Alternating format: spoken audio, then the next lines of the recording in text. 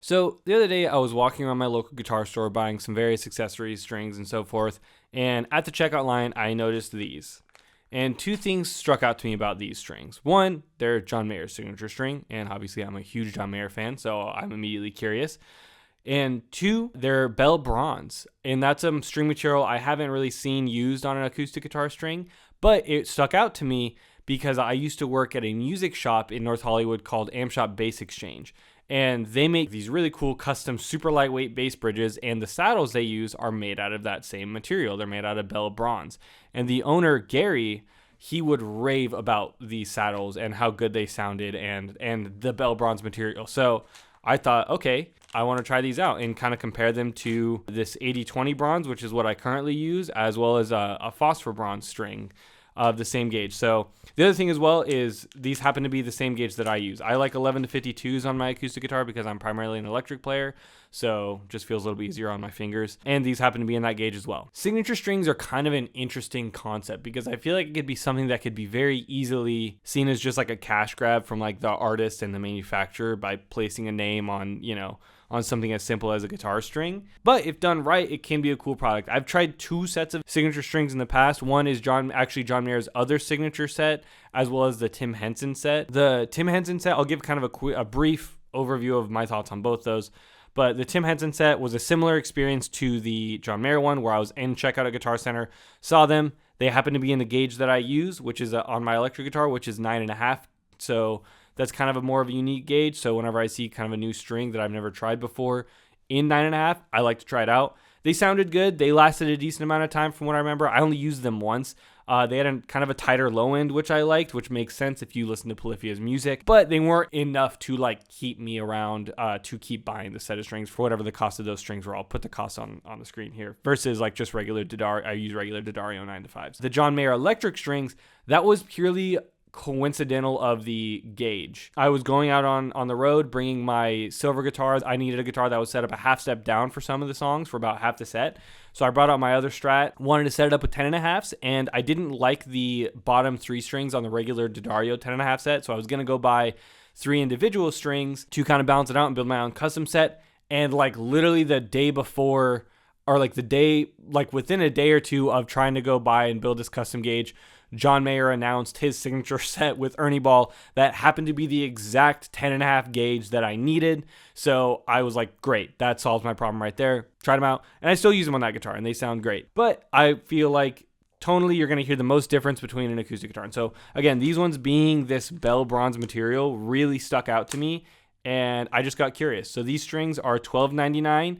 The strings that are currently on this guitar are the EJ13 80-20 bronze D'Addario light gauge strings. Those are $7.99, as well as the phosphor bronze EJ26, I believe is what they're called. Those are $9.99. So we're going to compare all three of those. All right, so yeah, let's get into some of these sound samples. Again, we're going to be comparing the 80-20 bronze from D'Addario, the phosphor bronze from D'Addario, and then the Bell Bronze John Mayer signature Ernie ball strings. But here's what I want you guys to do. So I'm not going to reveal what each string is in the beginning. What I want you guys to do is comment down below, rank each one in order, which string you like the best to which string you like the least, as well as comment which type of string you thought that was. And then we'll reveal which string was what later in the video. So quickly going over gear being used. This guitar is my guitar, and I mean that quite literally. It's actually a guitar that I built it with my grandfather about 15 years ago. But it's just based off of a Martin Ohm 28, and then it has flamed maple back and sides, and a Sitka spruce top, and then it's a little bit deeper than a traditional OM 28. It's about a dreadnought depth, but it's a guitar that I have, it's a guitar that I like, and you'll still be able to hear the difference between the strings. Using this mic, which is a Audio-Technica AT2050, no processing, no compression, no reverb, no nothing, just straight into Ableton, so you can hear exactly how the strings sound. There's going to be no anything going on. I'm just going to keep it super simple. So yeah, comment down below which string you like the best and which one you think each was.